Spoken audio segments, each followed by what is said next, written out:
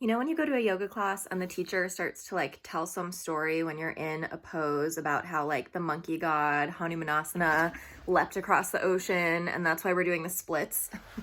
This is the part of the book where Iyengar gets into those kinds of stories. I'm not going to get into the story, but I'm just going to tell you that today we are doing Warrior One finally. So Warrior One is called Virabhadrasana I, and it's 3 stars. Sounds about right to me because it's not that difficult and it's easily modified.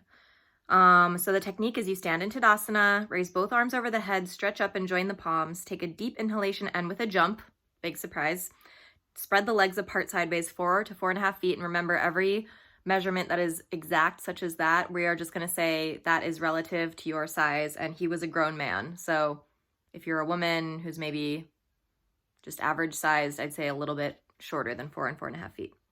Exhale, turn to the right. Simultaneously turn the right foot 90 degrees to the right and the left foot slightly to the right. Slightly to the right is very imprecise, but we'll just say that it ends up being pointed actually to the left, even though he's saying to the right, and I'll show you why. You want to bend your front knee until the thigh is parallel to the ground.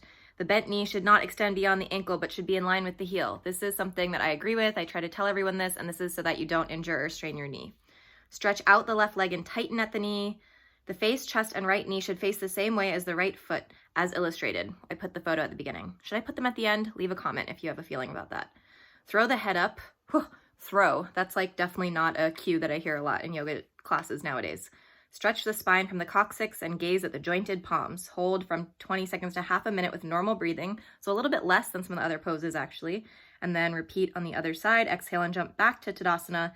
This one says, all standing poses are strenuous, this pose in particular. It should not be tried by persons with a weak heart. I've never heard that before. Even people who are fairly strong should not stay long in this asana. That's really interesting, and I wish he said more about why, because I've never heard that before. Okay, let's give it a try. Okay, I want to talk about what he said about the feet, but if I step out or hop out 4.5 feet, it'll be too much to fit in the frame. So let's just pretend I hopped out to 4.5 feet. And he said to turn the right toes all the way to the right. So there's the right. And then he says to turn your left toes slightly to the right. So you'll notice that there's the front of my mat. So I'm actually facing the front. So when he says turn your left toes to the right slightly, they're actually still facing the left. Face the top left corner of your mat. So yes, you kind of turn them in to the right, but that's only if you're taking the side perspective. So from the front, you're facing mainly towards the front.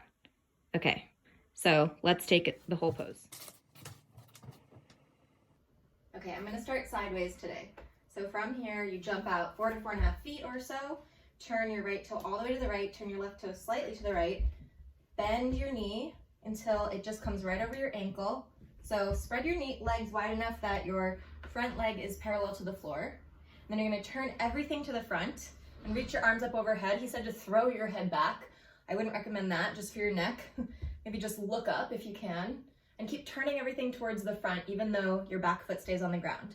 So after 20 seconds, come back up, switch sides. So this is difficult because your back heel is going to want to lift up. And if you need to do that to start, that's fine. And eventually maybe the heel will come back down. And then come back through center, hop back, and that's it. So that's Warrior One, Virabhadrasana I, and we'll see what's next. Thanks for watching. Please subscribe if you haven't yet, and talk to you soon.